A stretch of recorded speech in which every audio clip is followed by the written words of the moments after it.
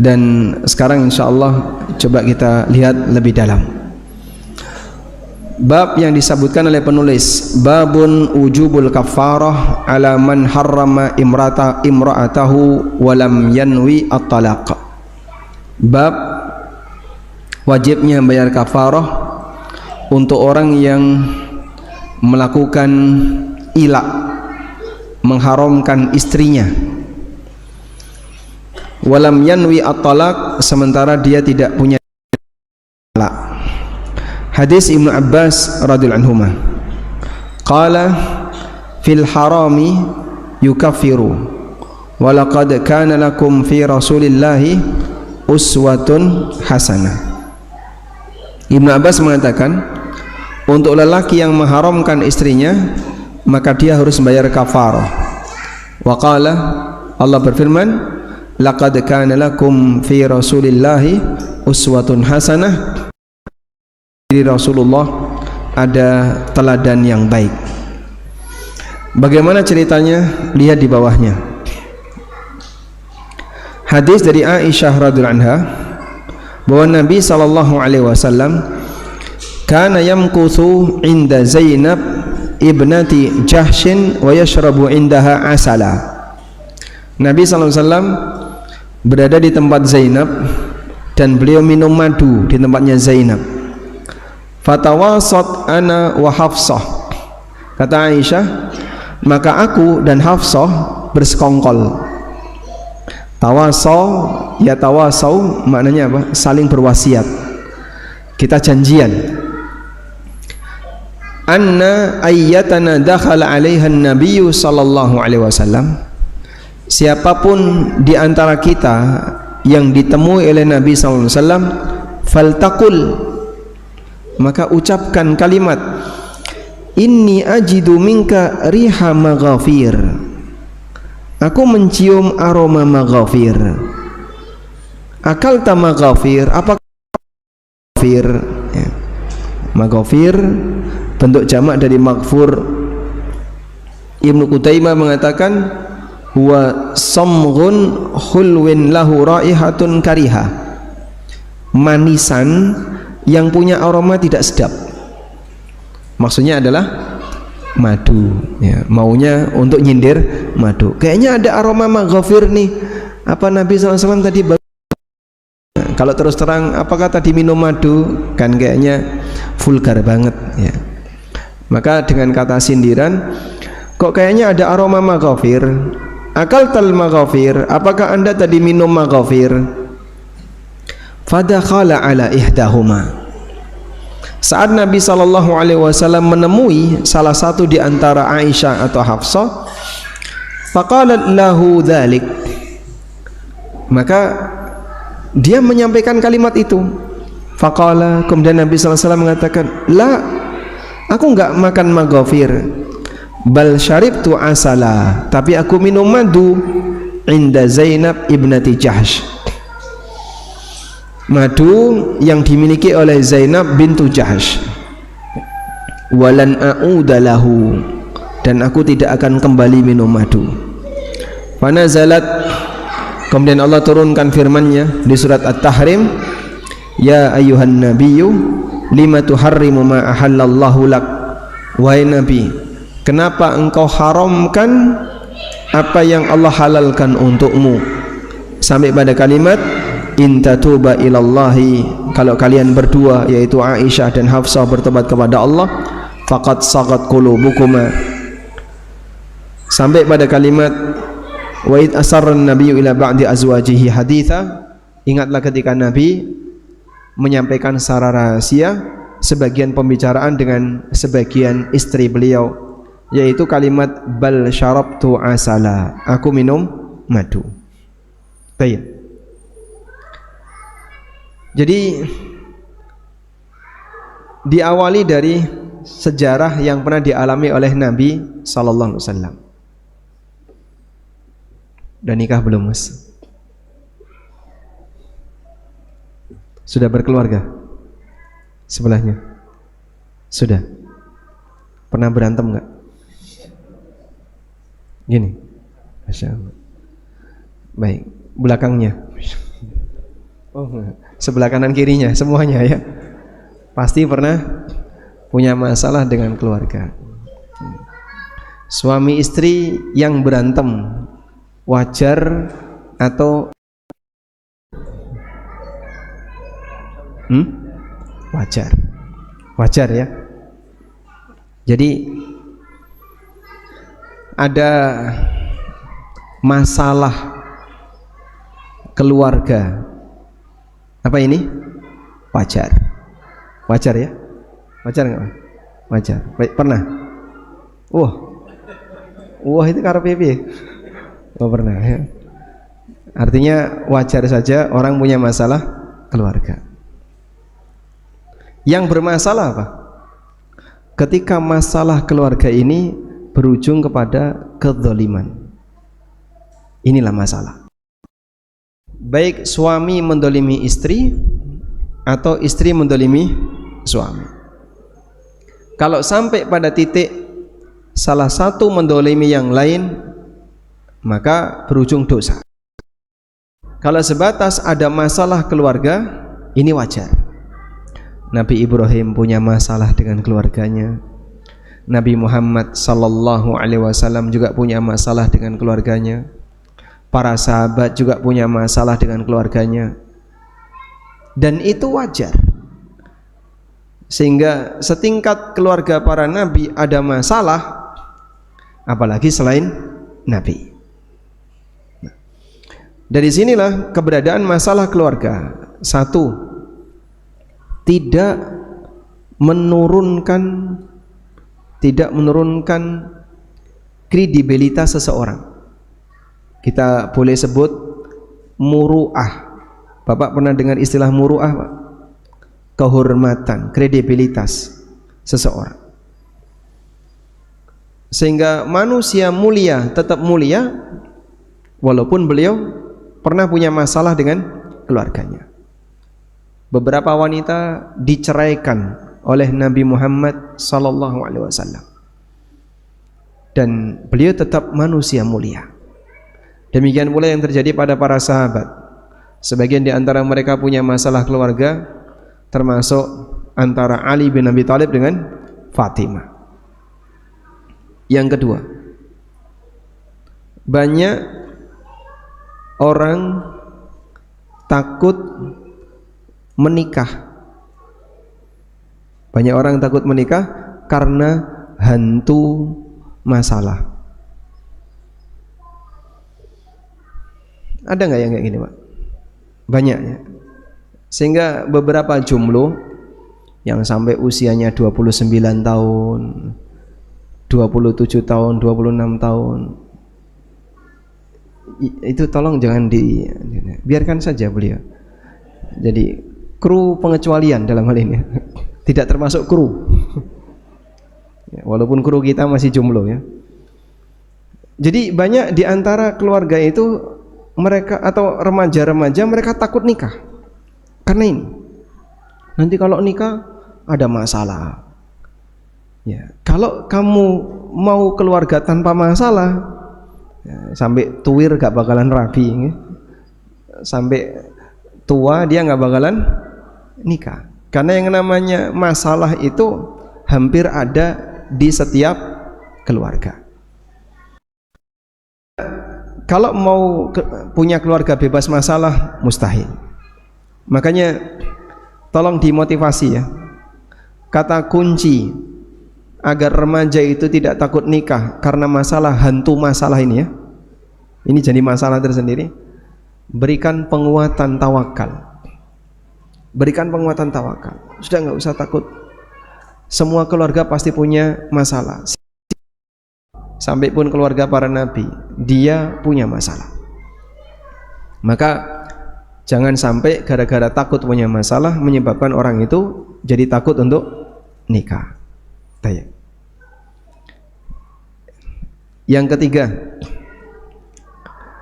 hindari atau masalah keluarga barulah jadi masalah ketika di sana ada zalim tadi. Selama Masing-masing bisa belajar untuk dewasa, sehingga ketika ada masalah tidak sampai bertindak zalim, maka di titik ini tidak akan ada dosa. Dan yang keempat, kadang masalah keluarga semakin membesar hingga puncaknya adalah cerai. Pertanyaannya, cerai itu zalim atau tidak? Cerai itu zalim atau tidak, Pak? Ya? Tidak. Sebatas cerai bukan termasuk zalim, dan sebatas cerai bukan termasuk zalim. Maka suami menceraikan istrinya itu tidak zalim, sebagaimana istri gugat cerai dengan cara yang diizinkan oleh syariat juga tidak termasuk bentuk kezaliman. Karena bisa jadi berpisah lebih baik daripada bersama dalam keadaan tidak bahagia. Sebab keluarga bersatu untuk kebahagiaan, berpisah juga untuk kebahagiaan. Sehingga di sini dalam berkeluarga, maka di situ bersatu dan bercerai tujuannya sama, untuk kebahagiaan. Jika ternyata bersatu itu bisa mengarahkan kepada kebahagiaan, maka upayakan bersatu. Sebaliknya, jika ternyata bercerai justru itu lebih membahagiakan, silakan bercerai. Karena bisa jadi solusinya tidak terus harus menyatu, bisa jadi pisah, ini akan mengantarkan kepada kebahagiaan. Baik, selanjutnya terkait masalah madu maghafir yang dialami Nabi sallallahu alaihi wasallam tadi. Rasulullah sallallahu alaihi wasallam punya kebiasaan. Nabi sallallahu alaihi wasallam punya berapa istri, Pak? Ada 9 istri. Dan beliau punya kebiasaan setiap sore setelah asar mengunjungi semua istrinya.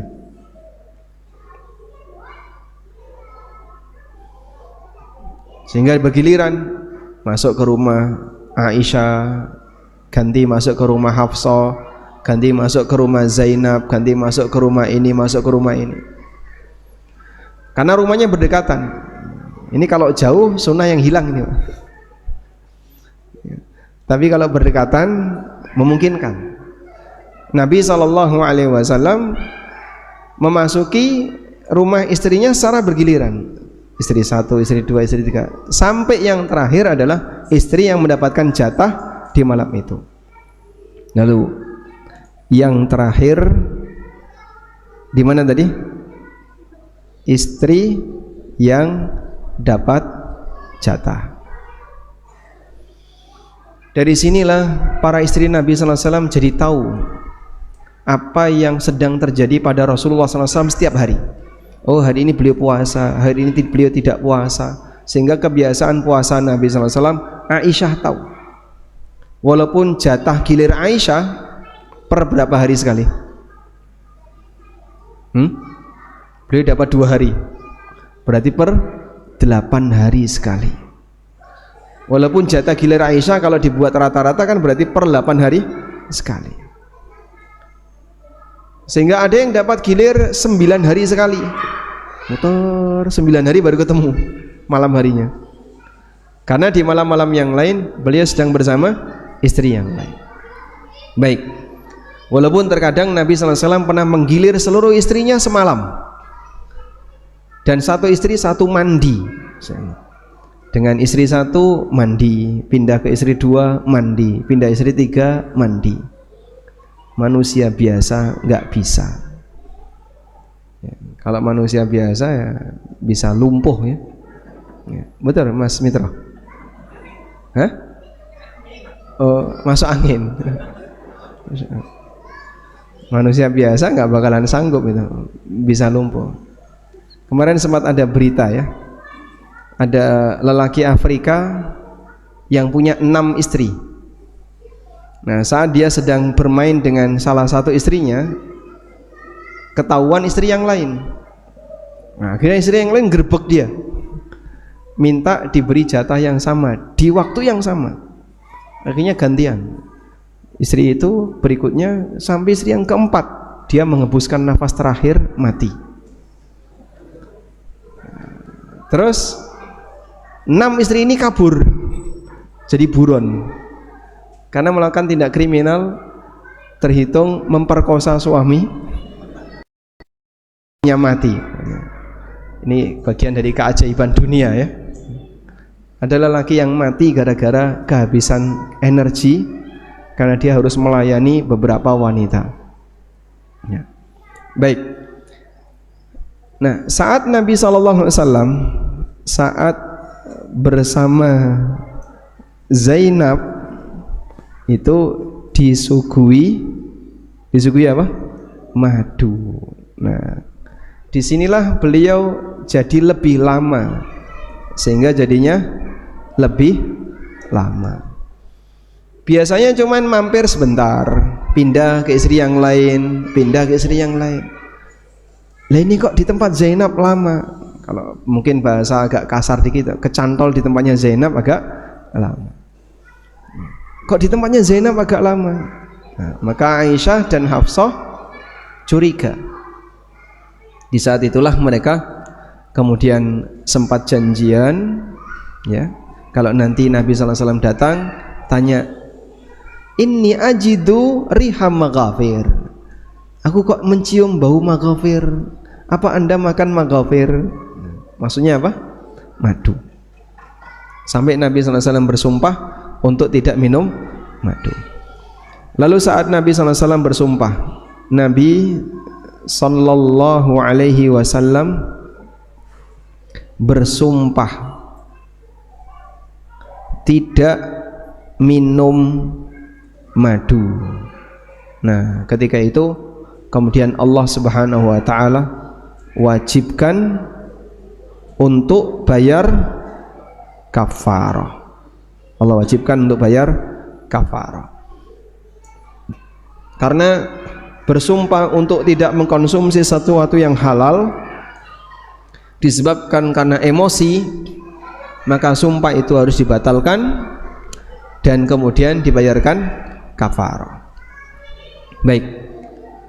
Bahkan sampai Rasulullah SAW sempat menceraikan Hafsah, tapi kemudian beliau diminta oleh malaikat Jibril untuk merujuk Hafsah, dan fa innaha qawwamah sawwamah, karena Hafsah itu rajin qiyamul lail dan rajin puasa, maka diminta untuk rujuk dengan Hafsah. Kita lihat cerita berikutnya. Aisyah radhiyallahu anha menceritakan, karena Rasulullah sallallahu alaihi wasallam yuhibbul asala wal halwa. Rasulullah sallallahu alaihi wasallam senang minum madu dan makan manisan. Wa kana idzan sarafa minal asri, dan kalau beliau sudah selesai salat asar, dakhala ala nisaihi, maka beliau masuk ke rumah seluruh istrinya gantian. Fayadnu min ihdahun, lalu mendekat ke salah satu istrinya. Fadakhala ala Hafsah binti Umar, kemudian beliau memasuki rumahnya Hafsah binti Umar. Fahtabasa aktsara ma kana yahtabisu faghirtu, ternyata beliau lama sekali di tempatnya Hafsah, lebih lama daripada biasanya. Aku pun cemburu. Fasa'altu an dalik, maka aku bertanya tentang hal itu. Faqila li, kemudian aku mendapatkan jawaban, ahdat laha qaumiha asalin, ada orang yang menghadiahkan madu dari suku Ukkah ya, atau dari kaumnya, dari masyarakatnya, sebuah atau semangkok madu. saqatin nabiyya sallallahu alaihi wasallam minhu syarbatan. Lalu diberikan kepada Nabi sallallahu alaihi wasallam. Fakultu ama wallahi, ini adik-adik yang di atas nggak boleh berisik, yang di atas nggak boleh berisik. Ama wallahi lanahtalanna lahu. Fakultu li Sauda, Aisyah mengatakan, demi Allah aku akan nyindir beliau. Ihtala yahtalu, mau melakukan hilah. Maka aku bertanya kepada Sauda, Masya Allah, adik-adik yang di atas mainnya semuanya turun, bermainnya di luar, tidak boleh di atas, tidak boleh bermain di atas, bermainnya harus di luar, di bawah.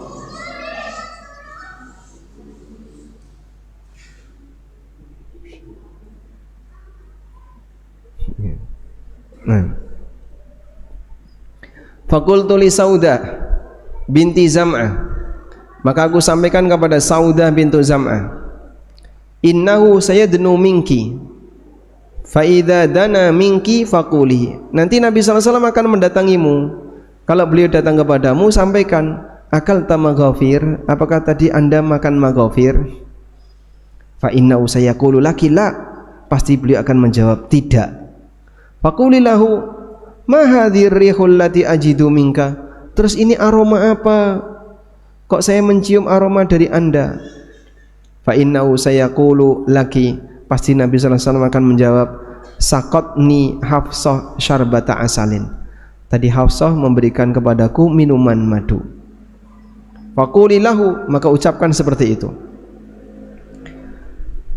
Jarasat nahluhu al-urfut, ini ada istilah ya, jarasat nahluhu al-urfut, ay ra'at nahluhu, ay nahlu hadzal asal alladhi syaribtahu, al-urfut asy-syajar alladhi dhammahu al-maghafir. Oh, mungkin lebahnya ini diternak dengan minum pohon maghafir, makanya kalau aromanya maghafir. Nah, ini nyindir serius ini ya. Wa sa'aqulu dzalika wa quli anti ya Safiyatu dzaki, aku akan menyampaikan itu. Wa quli, dan ucapkan, anti ya Safiyah dzaki, kamu juga wahai Safiyah ucapkan yang sama. Sekongkol ya. Tapi Masya Allah ya, ini terjadi pada keluarga Rasulullah Sallallahu Alaihi Wasallam. Dan cerita ini sampai ke kita, diriwayatkan oleh Bukhari. Berarti kira-kira berapa orang yang baca ini Pak? Tidak ada yang tahu kecuali Allah. Ibaratnya kalau kita punya tragedi di rumah kan rahasia ya. Wah, jangan sampai ada yang tahu kalau tadi habis berantem dengan istrinya rebutan iwak misalnya ya. Tapi ini diceritakan karena ada pelajaran, dan ini menunjukkan bahasanya terkadang ada masalah keluarga yang sampai bocor lalu jadi bahan pelajaran bagi yang lain. Sekali lagi, sama sekali tidak menurunkan wibawa orang saleh.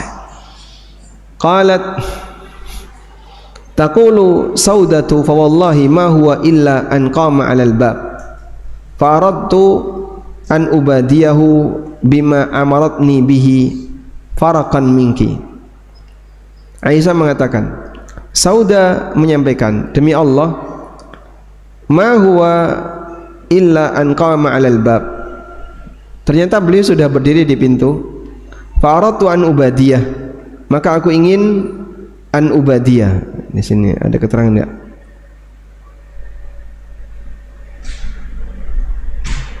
Apa di situ artinya? Hah? Aku ingin untuk mengungkapkannya. bima amaratni bihi farakan minki, sesuai dengan apa yang kamu perintahkan kepadaku karena takut kepadamu. Falamma dana minha, ketika Nabi SAW mendekat, qalat lahu Saudah, Saudah menyampaikan, ya Rasulullah, akalta maghafir, ya Rasulullah, apakah anda minum makan maghafir? Jawab Nabi SAW, la, tidak. Qalat fama hadhir rih allati ajidu minka, ini aroma apa yang aku jumpai dari anda? Qala, kata Saudah, saqatni Hafsah syarbata asal, tadi Hafsah memberiku madu. Faqalat jarasat nahluhu urfut, oh kayaknya lebahnya itu digembalakan, lebahnya itu diternak di pohon urfut yang itu aromanya maghafir. Falamma dara ilayya, ketika Nabi SAW ke rumah Aisyah, qultu lahu nahwa dzalik, Aisyah menyampaikan persis seperti yang diajarkan oleh Saudah.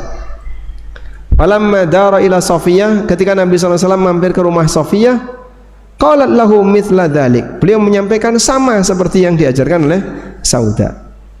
Falamma dara ila Hafsah, ketika Nabi SAW ke tempatnya Hafsah, ditawari, ya Rasulullah, ala askika minhu, ya Rasulullah, masih mau madu lagi? Jawab Nabi SAW, la hajatali fihi, aku enggak butuh madu, aku enggak mau madu. Qalat taqulu Saudatu, wallahi laqad haramnahu, qulu laha uskuti.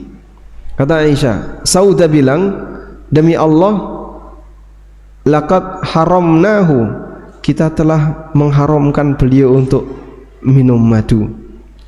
Qultu laha, kemudian aku sampaikan kepada Saudah, diam.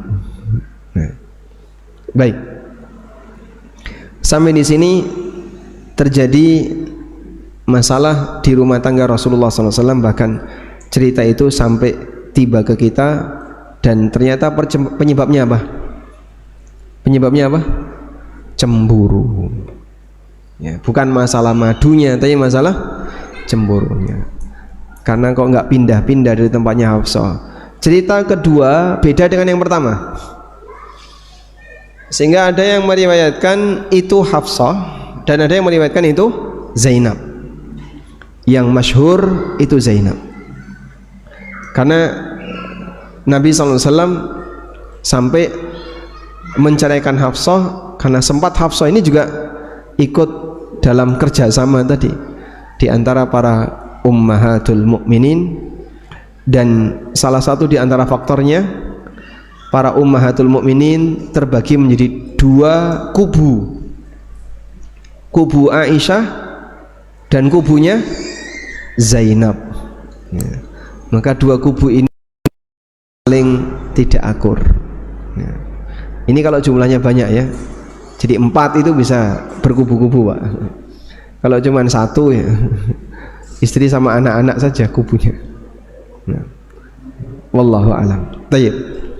Selanjutnya, setelah kita bicara tentang adanya masalah tadi ya, dan ini awal mula dari munculnya perceraian, kata kuncinya adalah bahwa sebatas bercerai selama tidak sampai ada bentuk kezaliman tidak dilarang dalam agama.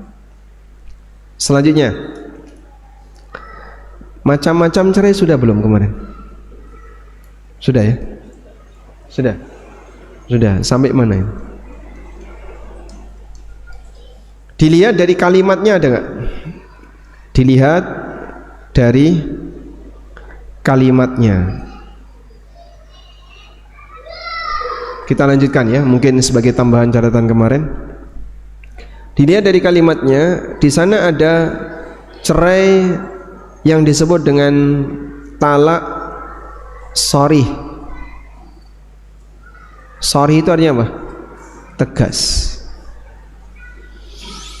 Kalimat cerai yang tegas adalah kalimat yang dipahami maknanya cerai saja, tidak. Misalnya, aku ceraikan kamu, aku talak kamu. Misalnya cerai, terus talak, Terus apa lagi? Pisah selamanya. Nah, yang seperti ini menunjukkan kalimat cerai tegas. Kalimat cerai tegas sebagai cerai tanpa melihat niat. Tadi kamu ngomong apa ke istri? Ya, saya bilang kita pisah selamanya, tapi aku tidak punya niat cerai. Loh, mau punya niat nggak punya niat, kalau sudah tegas seperti itu nggak butuh penjelasan niat, sudah sah dengan kalimatnya. Sebab cerai itu kalimat yang dijatuhkan oleh suami kepada istrinya. Kalau baru batin, Pak, tidak dihitung. Kalau baru batin, sehingga dia lihat istrinya, terus hatinya teriak, aku ceraikan kamu, tapi tidak di hatinya. Jadi cerai atau tidak? Ya percuma saja, karena kalimat di hati tidak memberikan konsekuensi apapun terkait hukum lahiriah. Yang kedua, ada kalimat talak kinayah. Kinayah itu artinya tidak tegas, ambigu. Dia bisa bermakna cerai, bisa bermakna tidak cerai. Ambigu itu bisa bermakna cerai, bisa juga bermakna tidak cerai. Nah, karena ambigu, maka statusnya tergantung niat yang mengucapkan. Kalimat ambigu ini tergantung niat yang mengucapkan.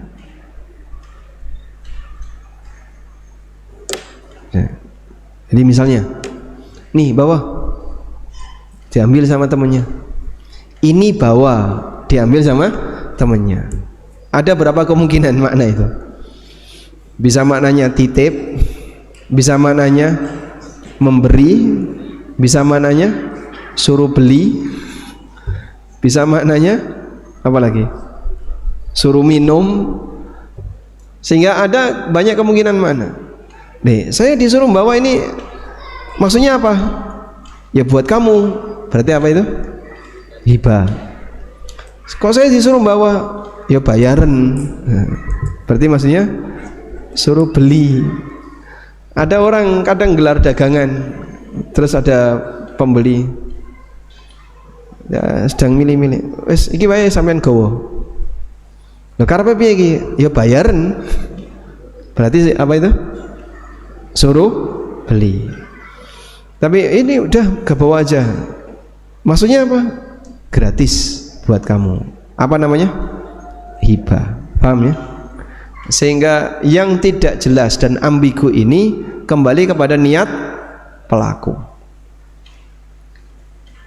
Nah, kalimat yang ambigu untuk sebuah perceraian itu apa saja, Pak? Misalnya pulang sana. Pulang sana. Apa lagi? Hah? Pergi. Pergi. Apalagi lungo. Waduh ya. Dan kalimat-kalimat yang semisal. Nah, yang kayak gini kan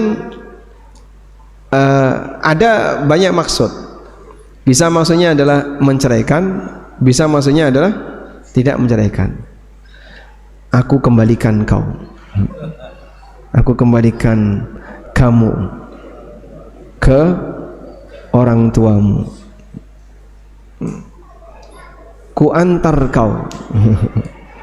Ku antar kau ke neraka. Ku antar kau ke rumahmu. Nah, seperti ini ambigu. Karena ambigu, maka apakah jatuhnya cerai atau tidak kembali kepada niat suami. Ada kasus yang kalimatnya sama, terjadi pada dua orang yang berbeda, dan karena niatnya beda, hasilnya beda. Rasulullah SAW pernah setelah terjadi akad, ada seorang wanita melakukan akad nikah. Nabi SAW akad nikah dengan walinya. Ketemu saat Nabi SAW mau menemui istrinya, wanita ini mengatakan, a'udzubillahi minka, aku berlindung kepada Allah darimu.